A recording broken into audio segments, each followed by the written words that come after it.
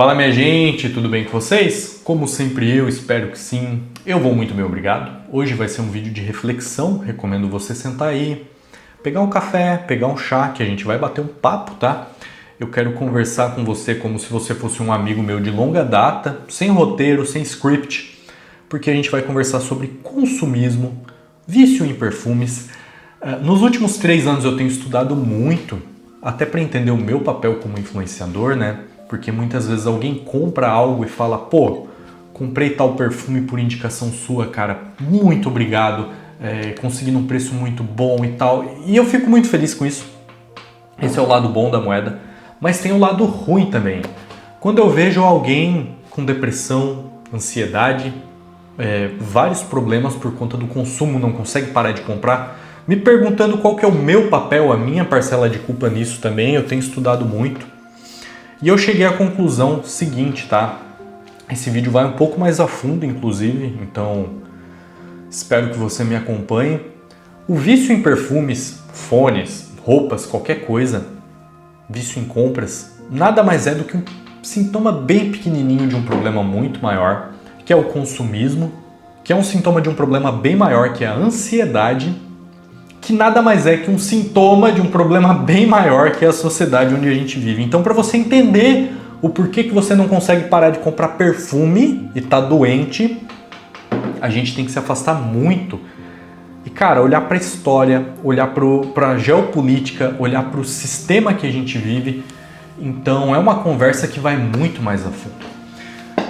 E o primeiro ponto para entender o problema, como eu disse, é a gente entender o meio que a gente vive. Cara, depois dos meus 20, 22, eu comecei a ver o mundo de uma forma tão diferente e eu sinto, talvez você compartilhe desse sentimento, mas eu sinto que nada, muitas vezes, do que eu penso, faço, é meu, sabe? Que eu tô sendo induzido a pensar e agir o tempo todo, né? Você pega, por exemplo, cara, um livro que ajuda muito a entender isso, 1984, George Orwell. Ele fala muito sobre como o Estado, no caso desse livro, consegue manipular a forma que a massa inteira pensa. E se você parar para pensar, a sociedade que a gente vive hoje é completamente manipulada a pensar que a felicidade é consumir. Eu vou te dar um exemplo. Você acha que é coincidência, cara, você ligar a rádio hoje em dia e o sertanejo que está tocando falar sobre Hilux, tuti-tuti, bebida, mulher, cara, são todas coisas hedonistas, coisas materiais, coisas mundanas realmente, né? Ou você vai ouvir um funk, o funk hoje em dia é o quê? Ostentação, funk é ostentação, pô, você andar de 1.100, pegar mulherada, comprar combo, usar a roupa da Lacoste, isso é felicidade, cara, isso é alegria, você vai ser feliz quando fizer isso, quando você tiver dinheiro. E aí eu te pergunto, se você vai ser feliz quando tiver dinheiro, por que tem tanto artista, tanto milionário doente, se suicidando, com depressão? Porque você foi enganado, cara. Como eu disse, a gente pensa que a nossa felicidade é consumir. Quando eu tiver o Acqua di Gio, eu vou ser feliz. Quando ele chegar, eu comprei. Quando ele chegar, eu vou ser feliz. Quando eu tiver minha casa, eu vou ser feliz. Quando eu casar, eu vou ser feliz. Quando eu tiver o carro, eu vou ser feliz. Quando eu trocar o carro pelo do ano, agora sim eu vou ser feliz. Mas, cara, e esse tempo todo, esses 20, 30, 40 anos que você está batalhando, você não foi feliz em momento nenhum? Você tem que entender que o que vale não é a linha de chegada, mas sim a viagem. Porque a linha de chegada, ela é um momento. Mas a viagem, ela é muito maior, né? Então, a partir do momento que você começar a entender que você é feliz hoje, que hoje você tem o que você queria ter 5 anos atrás, você vai conseguir em partes quebrar esse ciclo vicioso que gera uma ansiedade muito grande, tá? É uma sociedade que te coloca muitas expectativas, você tem que ser shapeado, você tem que andar bem vestido, você tem que ganhar bem, você tem que ser inteligente. E em troca não te dá nada, cara. Em troca te dá ansiedade, te dá depressão, extrai toda a sua força de trabalho. E para a gente entender também um pouco sobre isso, a gente tem que entender os diversos mecanismos que são utilizados para fazer você virar um ratinho consumista viciado. O primeiro ponto, a música, filme, arte em geral, você pode perceber. Agora que eu estou te falando isso, começa a reparar, tudo é feito para o consumo. Sabe? A música é feita para você achar que tem que comprar, que tem que ser, que tem que ter. Música, novela, filme, tudo. A sociedade é construída em volta disso, porque o sistema que a gente vive só funciona através do consumo. A gente viu isso na pandemia. As pessoas tiveram medo, guardaram seu dinheiro, pararam de consumir e a conta tá até hoje chegando, cara. A gente tá se lascando por conta da falta de consumo daquela época. O nosso sistema só funciona com consumo atualmente. E eu não tô aqui para dizer que isso é completamente errado, né? Consumir é muito bom, desde que você consuma com uma consciência um pouquinho maior. A gente vai falar disso daqui a pouco. Então, cara, o que eu vejo da sociedade atual, com as redes sociais, com o consumismo, com você achar que tem que ter para ser alguém, comparações. Olha só que interessante, eu tô aqui com um livro chamado Irmãos Karamazov. É de 1800 e pouco, do Dostoiévski, um autor russo. E olha o que ele escreve em 1800 e pouco, tá?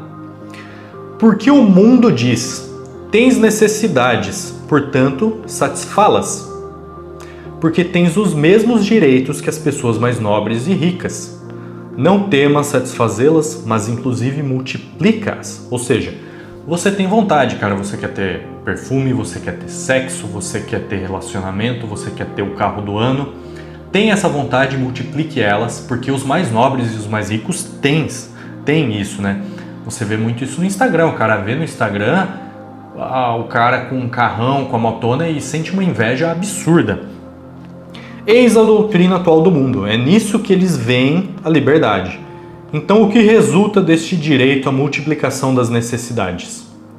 Então o que implica essa sensação que você tem que ter, que você tem que estar satisfeito o tempo inteiro, que você é uma criança mimada, eu quero o carro, eu tenho que ter o carro, senão eu não vou ser feliz.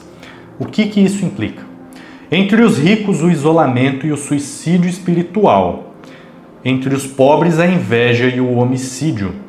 Porque os direitos foram dados, ou seja, você tem que ter, cara, você tem que comprar, você tem que ser, você, merece.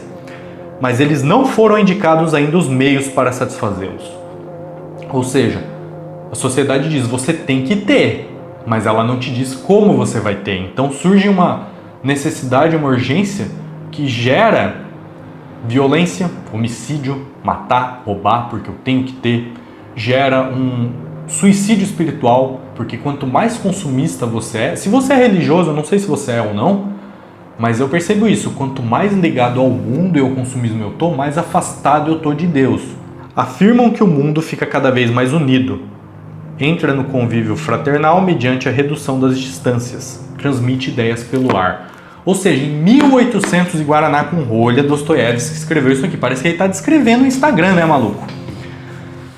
Então, cara, juntando tudo isso, o maior problema que eu vejo desse mundo doente que a gente vive é a ansiedade, né? E a ansiedade, se você estudar um pouco, ela nada mais é do que o foco no futuro. A depressão é o foco no passado, principalmente você focar no que você podia ter feito, no que você errou, no que você podia ter feito diferente, no que podia ter sido feito diferente com você quando te machucaram. Isso causa depressão. O foco no futuro é o que causa ansiedade. E lembra que eu te falei que o tempo todo você tá tipo, comprei esse perfume, agora eu vou ser feliz. Chegou ele. Ah não, agora eu quero um novo Acqua di Gio, agora eu vou ser feliz. Ou eu vou comprar uma casa, agora eu vou ser feliz. Você está sempre com foco no futuro e isso gera uma ansiedade muito grande que aumenta o consumismo e vira um círculo vicioso. Cara, agora eu quero falar algumas soluções, né? Eu falei de todos esses problemas que a gente tem e eu percebo que o maior gatilho de compras é a ansiedade. A ansiedade é um gatilho para qualquer vício e o mundo que a gente tá hoje é muito louco, então você vai se sentir viciado em algo. Eu conheço pessoas que quando estão ansiosas comem e engordam, depois sentem culpa, ficam mais ansiosas ainda e comem mais ainda. Eu conheço pessoas que bebem e Quando elas estão ansiosas, elas bebem, se sentem culpadas, ficam mais ansiosas e bebem mais ainda. Eu conheço pessoas que fumam e é a mesma coisa. Eu conheço pessoas que compram e é a mesma coisa. Cara, o consumismo nada mais é do que uma válvula de escape para o vazio que você sente, para a ansiedade que você sente. E quais são as formas de resolver isso, cara? Eu não tô aqui para só falar do problema e não dar uma solução. Cara, primeiro ponto. Já ouviu aquela frase, acho que é de Nietzsche, Friedrich Nietzsche. A ânsia de ter e o tédio de possuir. Você quer porque quer ter isso aqui, você tem a ânsia de ter, ansioso, como eu falei, e quando você tem, você fica entediado. Para com isso, cara. Pelo amor de Deus, muda isso para a ânsia de ter e a alegria de possuir. Quando eu comprei isso aqui já tem uns 2, 3 meses. Bicho, eu amo esse perfume, cara. Eu amo. Eu não preciso de outro Acqua di Gio. Eu tenho esse, eu amo ele. Eu moro perto do mar. Esse perfume me traz memória do mar. Cheiro de onda batendo nas pedras, aquele cheiro salino de brisa marinha. Comece a aproveitar o que você tem hoje. Esqueça a ânsia de ter e o tédio de possuir e mude para a ânsia de ter e a alegria de possuir. Quando você começar a agir assim, você vai perceber que você não precisa de outro perfume. Se você puder comprar, compre, cara. É legal pra caramba, mas se você estiver endividado, você não precisa. E isso serve também pra vida. Cara, você comprou uma casa. Fica feliz com a casa que você comprou, cara. Não, mas agora eu tenho que reformar. Calma, com o tempo você reforma, aproveita, né? Aproveita enquanto você é novo. Então muda um pouco o foco do futuro para o foco no presente. A principal métrica de felicidade é a satisfação. Não é o meio que você tá. Você pode estar num palácio forrado a ouro. Se você está insatisfeito, você vai ser infeliz. E você pode estar numa casinha pequenininha, cara, com 2 gatinhos e uma esposa que você ama. Se você está satisfeito, você vai ser muito mais feliz que aquele cara que está no palácio. Então, comece a ser satisfeito pelas coisas que você tem e pare com essa merda de a ânsia de ter e o tédio de possuir, cara. Pelo amor de Deus. Outro ponto. Se afaste. Se você está com um problema muito sério de consumismo, se desinscreve desse canal, se desinscreve de todos os canais de perfumaria, saia do grupo de vendas do Telegram, do WhatsApp que você tá?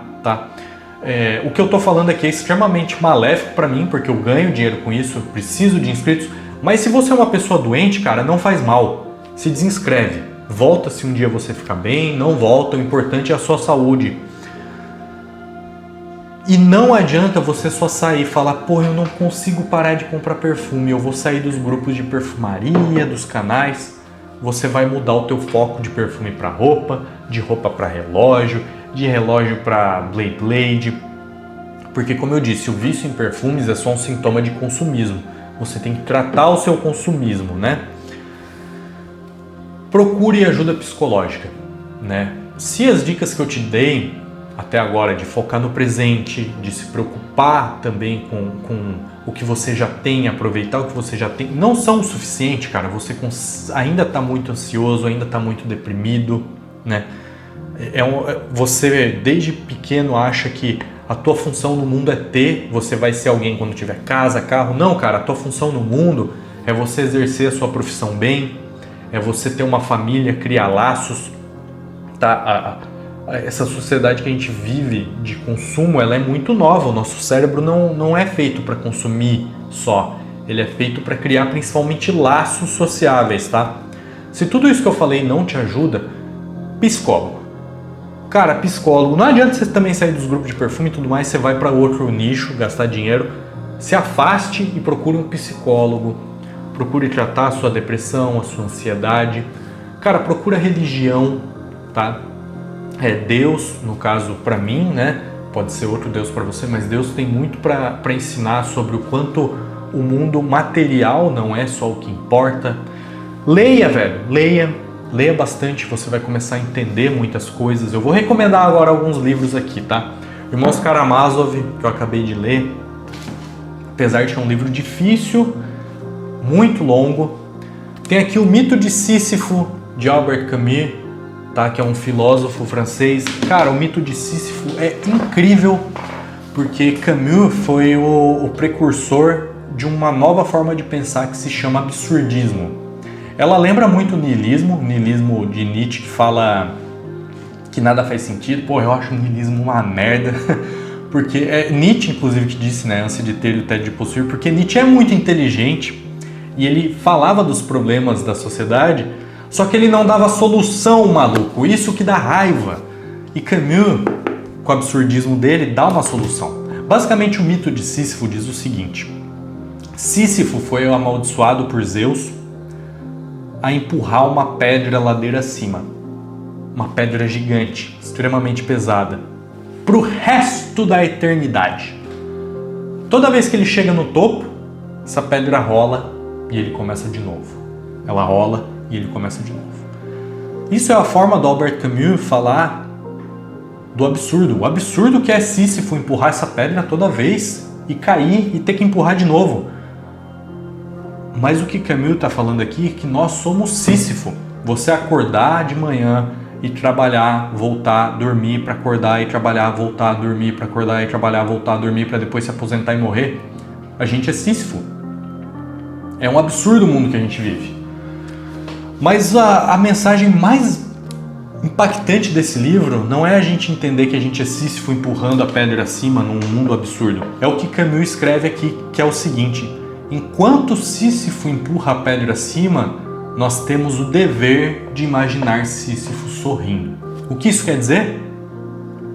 Que o mundo pode ser um absurdo, que a sua rotina pode ser um absurdo, mas se você aproveitar o momento, você ainda pode ser feliz, entendeu? Cara, você tá lutando no trabalho, na sua vida para ter as coisas, é uma roda sem fim, mas se você estiver dentro dessa roda aproveitando os momentos com seus colegas de trabalho, quando você tomar um café, você apreciar ele, quando você usar um perfume, você apreciar de verdade ele, você tem que se imaginar sorrindo nesse mundo absurdo que você vive, tá? Uma recomendação também é Retrato de Dorian Gray, clássico pra caramba, muito maneiro, tá? Dorian Gray é um jovem que basicamente vende a alma por juventude eterna e ele vive de forma extremamente hedonista. O que isso quer dizer? Ele vive pro mundo, ele vive pro material, cara. Ele vive pra comer, pra beber, pra aproveitar arte, música. Ele vive pro material. Nada espiritual, nada mais profundo, nada de sentimento. E no final da jornada dele, ele percebe que isso é uma bela de uma merda e não levou ele a lugar nenhum, tá?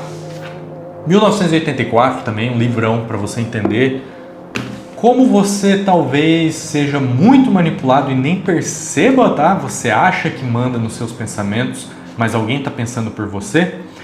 E eu fecho falando isso, cara. Se você não ler, se você não entender, se você não estudar, você não vai ter pensamento crítico, tá? E se você não pensa, alguém vai pensar por você e vai usar você da forma que quiser. E é isso que a sociedade, no fim das contas, dando uma volta gigante, faz. Usa toda a sua força de trabalho para você ganhar um pouco de dinheiro e o seu dinheiro você usar da forma que exatamente eles querem. Então, pense nisso. É isso, cara. É isso. Espero que tenha ficado bom, espero que não tenha ficado muito confuso. Ficaram quase 20 minutos e eu vejo vocês no futuro. Fui!